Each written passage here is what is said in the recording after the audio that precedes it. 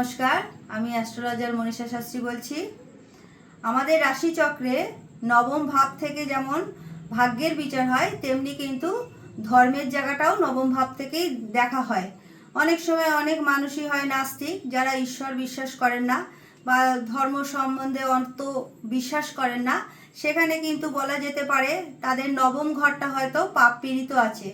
নবম পতি যদি পাপ পীড়িত থাকে, নবম পতি যদি অশুভ নক্ষত্রে থাকে, নবম পতি যদি দুস্থানগত হয়ে যায়, মানে ষষ্ঠ অষ্টম ঘরে চলে যায়, সেখানে কিন্তু নবম ঘরটা বলাই যেতে পারে সেই ঘরটা কিন্তু দুর্বল হয়ে যায়।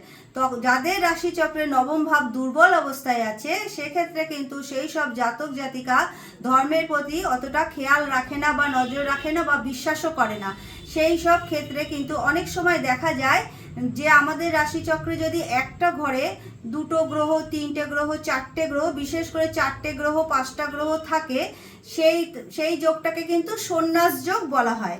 তাহলে নবমপতির দশা যদি চলে, পঞ্চমপতির দশা যদি চলে, সেই সময় কিন্তু ভাগ্যের একটা উন্নতি যেমন হয়, তেমন কিন্তু ধর্মের ক্ষেত্রেও অনেক উন্নতি হয়। অনেক সময় দেখা যায় মানুষ যখন ভাবে যে আমরা এবার দীক্ষা নেব বা আমরা ঈশ্বরের প্রতি অনুগত হব, অনেক চেষ্টা করে, কিন্তু কোনো সময় দেখা যায় যে পিছিয়ে যায়, ডেটগুলো হতে চায় না। তখন কিন্তু দেখা যায় তাদের নবম ঘরটা কিন্তু কোনো না কোনো কারণে ডিস্টার্ব হয়ে রয়েছে।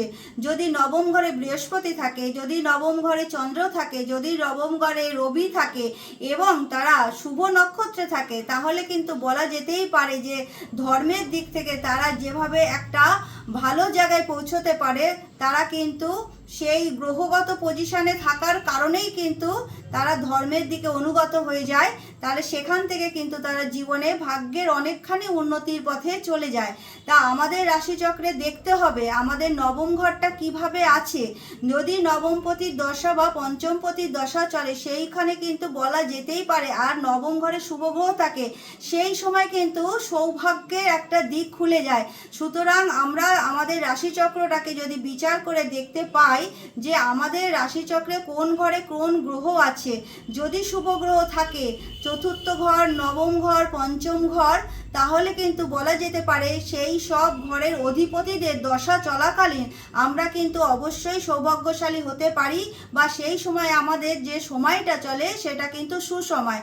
সুতরাং আপনাদের কোন সময়টা আপনাদের ভালো যাবে, যদি আপনাদের জানার দরকার হয়, তাহলে অবশ্যই দেখুন বর্তমান সময় কিসের দশা চলছে, কিসের অন্তর্দশা চলছে, আর আপনাদের রাশিচক্রে কোন ঘরে কোন গ্রহ বসে আছে, কার নক্ষত্রে বসে আছে, সেই হিসেবেই কিন্তু আপনারা ফলাফলটা পাবেন।